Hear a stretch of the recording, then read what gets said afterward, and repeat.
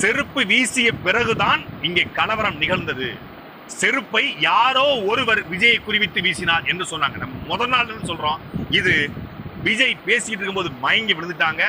மயங்கி விழுந்தவர்களை காப்பாற்றுவதற்காகவும் பேச்சை நிறுத்த சொல்லி இந்த கூட்டத்தை கொஞ்சம் சரி பண்ண சொல்வதற்காக விஜயனுடைய கவனத்தை திருப்பி இல்ல விஜயனுடைய உதவியாளருடைய கவனத்தை திருப்புவதற்காகத்தான் செருப்பு வீசப்பட்டது.